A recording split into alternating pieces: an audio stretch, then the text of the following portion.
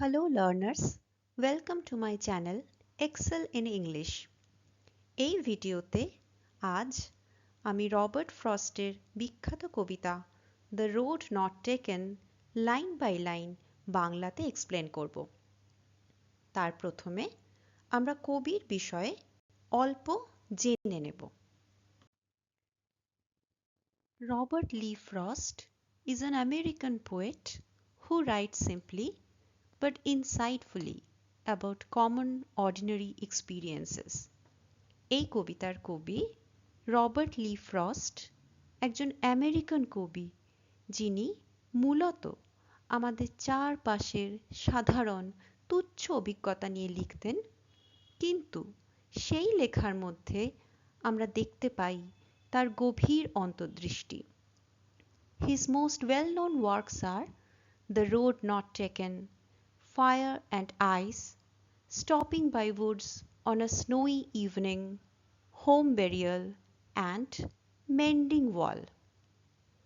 Now, tidbits. Robert Frost wrote The Road Not Taken to joke about his friend Edward Thomas, who often found it difficult to make the simple decision of which path they should take on their regular walks. কিছু extra information তোমাদের জন্য। যে কবিতাটি আজ আমরা আলোচনা করতে চলেছি, দ্য রোড নট টেকেন, এটি কবিতার বন্ধু এডওয়ার্ড টমাসের উদ্দেশ্যে কিছুটা রসিকতার ছলে লিখেছিলেন, কারণ এডওয়ার্ড টমাস প্রায়শই হাঁটতে বেরিয়ে কোন পথ ধরে হাঁটবেন সে বিষয়ে সিদ্ধান্ত নিতে বেশ বেগ পেতেন। সেই একই রকম সিদ্ধান্তহীনতা, দ্বিধা আমরা এই কবিতার মধ্যেও খুঁজে পাই। এবার সরাসরি আমরা চলে আসি কবিতায়। দ্য রোড নট টেকেন কবিতার টাইটেল দেখে আমরা বুঝতে পারছি কবিতাটি কোনো একটি বিশেষ পথের বিষয়ে। The road which was not taken, অর্থাৎ যেই পথে কখনো হাঁটা হয়ে ওঠেনি, যেই পথকে পিছনেই ফেলে আসতে হয়েছে। এবার কি সেই পথ, কেনই বা তাতে হাঁটা হয়ে ওঠেনি, এই প্রশ্নগুলো স্বাভাবিকভাবেই আমাদের মাথায় আসে। তারই উত্তর খুঁজতে হলে আমাদের এবার কবিতাটি পড়তে হয়। Two roads diverged in a yellow wood. দুটি পথ আলাদা হয়ে বেঁকে গেছিল কোনো এক হলদে রঙের বনে। Diverged meaning separated and took a different direction. আলাদা হয়ে ভিন্ন দিকে বেঁকে যাওয়া। এমনটা না হয় হতেই পারে পথ দুটি ভাগ হয়ে বনের মধ্যে দুদিকে চলে গেল, কিন্তু ইয়েলো উড অর্থাৎ বন, সেটি হলুদ কেন? কারণ here the time of the year is autumn, শরৎকাল, যখন গাছের পাতা হলুদ বর্ণ হয়ে যায়, কিছু পাতা মাটির বুকে ঝরে পড়ে, আর সারা বনটি তার ফলে হলুদ বর্ণের দেখতে লাগে। And sorry, I could not travel both and be one traveler. এখানে I বলে যাকে অভিহিত করা হচ্ছে, আমরা এক্সপ্লানেশনের সময় বা উত্তর লেখার সময় তাকে দ্য স্পিকার, দ্য ট্রাভেলার বা বক্তা বলে অভিহিত করব। নাও দি স্পিকার ফিলস সরি, তার খুব দুঃখ হচ্ছে, খারাপ লাগছে, কারণ তিনি একই সাথে দুটি পথে যেতে পারবেন না। অবভিয়াসলি, তাই না? একজন মানুষ, ওয়ান ট্রাভেলার, তিনি একই সময়ে দুটি পথে কিভাবে হাঁটবেন? তাই তাকে তো একটি পথ বেছে নিতেই হবে। Long I stood and looked down one as far as I could. বেছে নেওয়ার আগে, before the final choice, তিনি বহুক্ষণ দাঁড়িয়ে রইলেন এবং তাকিয়ে রইলেন যত দূর তার দৃষ্টি যায়। As far as I could, যত দূর পর্যন্ত আমার চোখ যায় আমি দাঁড়িয়ে রইলাম এবং দেখতে থাকলাম। To where it bent in the undergrowth. Undergrowth means dense growth of plants and bushes. বড় গাছের নিচে জন্মে থাকা লতাগুল্ম। এটা একটি বনের ছবি, যেমনটি আমরা এই পিকচারটিতে দেখতে পাচ্ছি। তো এই বক্তার দৃষ্টি কিন্তু একটি জায়গায় এসে আটকে যাচ্ছে, যেখানে পথ দুটি বেঁকে গিয়ে লতাগুল্মের নিচে ঢাকা পড়ে যাচ্ছে। দূর থেকে বক্তা তাই আর পথ দুটিকে দেখতে পাচ্ছেন না। ঠিক এমনটা আমাদের বাস্তব জীবনেও কিন্তু ঘটে, তাই না?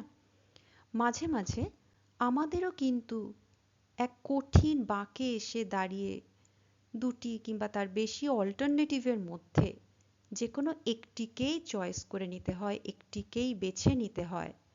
আর সেই সিদ্ধান্ত নেওয়ার আগে এই কবিতার বক্তার মতনই আমাদেরও কিছুটা সময় নিয়ে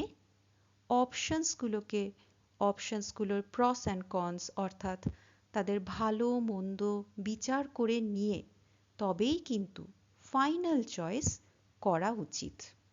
এবার দেখে নিই এই কবিতার ট্রাভেলার, এই কবিতার যিনি বক্তা, তিনি কি চয়েস করলেন।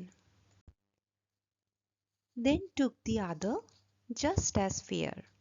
Fair মানে কিন্তু এখানে সুন্দর বা ফর্সা নয়।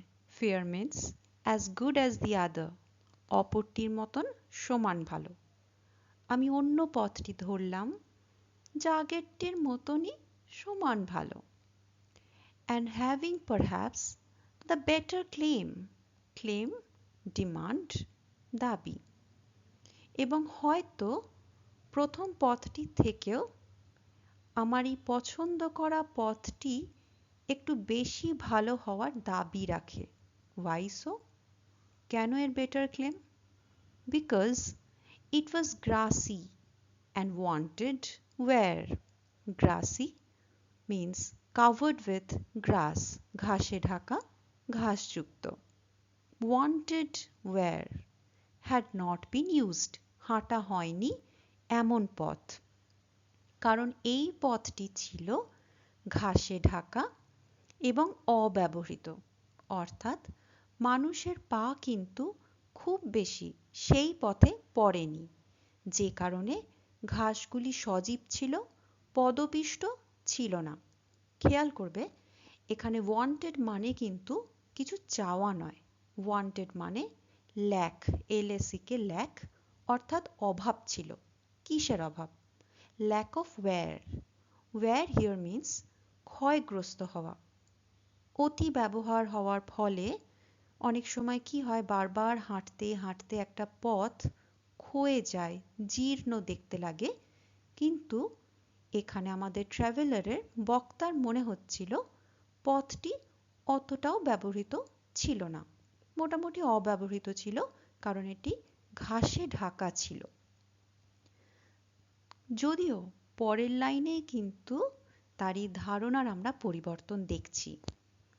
Though as for that the passing there had warned them really about the same. এখানে হাঁটতে হাঁটতে তার মনে হচ্ছে যে পথটি তিনি বেছেছেন সেটিও অপরটির মতনই পথিকদের হাঁটা চলার কারণে একই রকম জীর্ণ। দ্য পাসিং দেয়ার বোঝাচ্ছে এখানে বক্তার আগে সেই পথ দিয়ে হেঁটে যাওয়া অন্য পথিকদের, যারা দুটি পথকেই সমানভাবে ওয়ার্ন আউট অর্থাৎ জীর্ণ করে গেছেন। And both that morning equally lay in leaves no step had trodden black. সেই সকালে দুটি পথই একই রকম ভাবে পাতার নিচে ঢাকা ছিল। তখনও কোনো পথিকের পায়ের চাপে সেই পাতাগুলি কিন্তু পদদলিত হয়ে কালো হয়ে যায়নি। ট্রডেন মিন্স ওয়াকড ওভার, পদদলিত। একটা পাতার উপর দিয়ে যখন পা ফেলে হেঁটে চলে যাওয়া হয় তখন সেই পাতাটি মুচড়ে গিয়ে নোংরা হয়ে যায়, কালো হয়ে যায়, সেরকম কোনো পাতা কিন্তু এই পদ দুটির ওপরে পড়েছিল না। ওহ, I kept the first for another day. এই ও শব্দটির মাধ্যমে প্রকাশ পাচ্ছে বক্তার আক্ষেপ, রিগ্রেট। কিছুতেই তিনি তার সেই প্রথম ফেলে আসা পথটির কথা ভুলতে পারছেন না। তাই নিজেকে সান্ত্বনা দেবার মতন করেই বলছেন, I kept the first for another day. প্রথম পথটি আমি অন্য দিনের জন্য রেখে দিলাম। হয়তো আবার কোনো একদিন ফিরে এসে আমি ওই পথ দিয়ে হাঁটব। Yet knowing how way leads on to way. কিন্তু এটা তিনি ভালো করেই জানেন যে একটি পথ কিভাবে অন্য একটি পথে নিয়ে যায় এবং সেই পথটি আবার একটি অন্য পথে নিয়ে যায়। এভাবে চলতে চলতে যেখান থেকে হাঁটা শুরু করা হয়েছিল সেই প্রথম জায়গাটাতে আর হয়তো কখনো ফিরে আসা হয় না। সেই সন্দেহ তিনি নিজেও প্রকাশ করছেন। I doubt if I should ever come back. তার নিজের মনেও এই ডাউট হচ্ছে, শঙ্কা হচ্ছে যে তিনি আদেও কি কখনো আর ফিরে আসতে পারবেন। Again, the same thing happens in our life. জীবনে যে সিদ্ধান্ত আমাদের একবার নেওয়া হয়ে গেছে তার বিভিন্ন প্রভাব আর প্রতিক্রিয়ায় আমাদের জীবনটা এমনভাবে বদলাতে থাকে, পরিবর্তন হতে থাকে যে আবার শুরুতে ফিরে গিয়ে যেই সিদ্ধান্তটা একবার বাতিল করে দেওয়া হয়েছিল সেই সিদ্ধান্তটা নতুন করে নিয়ে আমাদের আর সুযোগ থাকে না, সুযোগ হয় না।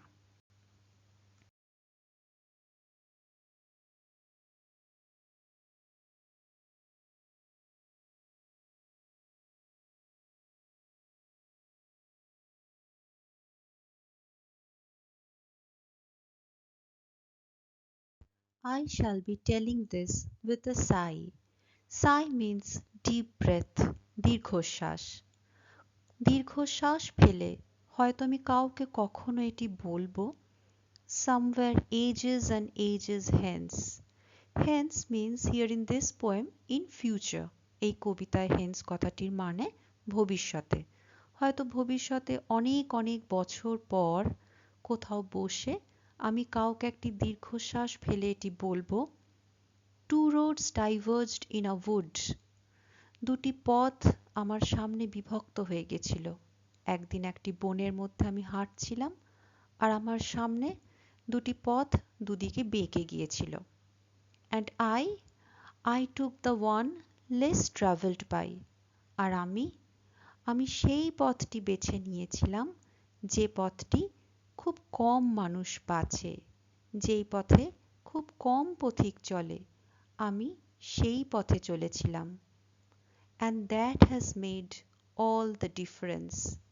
তাই আজকে আমার জীবনের যা কিছু পরিবর্তন, যাবতীয় বদল আমার সেই একটি সিদ্ধান্ত এনে দিয়েছে। সব থেকে কম মানুষ যেই পথে হাঁটে আমি সেই পথে চলেছিলাম, তার ফলেই আমার জীবনের যাবতীয় পরিবর্তন তা এসেছে। এখানে আমরা খুব সুন্দর, খুব রেলিভেন্ট, প্রাসঙ্গিক এবং ভীষণ একটি স্ট্রং মেসেজ পাই এই কবিতাটি থেকে, যে আমাদের ভবিষ্যৎ জীবন কেমন হবে, কিভাবে তা পরিবর্তিত হবে, তা সব কিছুই কিন্তু নির্ভর করে আমাদের পথ নির্বাচনের ওপর। পথ, the road. Road here is symbolic of the decisions of our life. আমাদের জীবনের সিদ্ধান্তগুলোর প্রতীক হচ্ছে এখানে পথ। So, we should choose our roads wisely. আমাদেরকে এখানে কবি কিন্তু এই বার্তাটাই দিতে চাইছেন যে আমাদের খুব ভাবনা চিন্তা করে, খুব কেয়ারফুলি, খুব ওয়াইজলি তবেই কিন্তু আমাদের কোনো সিদ্ধান্ত গ্রহণ করা উচিত। আমরা কবিতার শেষে চলে এসেছি। আশা করি কবিতাটি আমি তোমাদের বোঝাতে পেরেছি। তোমাদের সকলের পথ নির্বাচন যেন সঠিক হয় ভবিষ্যতে, এই শুভেচ্ছা জানিয়ে আজকের ভিডিও এখানেই শেষ করছি। সবাই ভালো থেকো। বাই।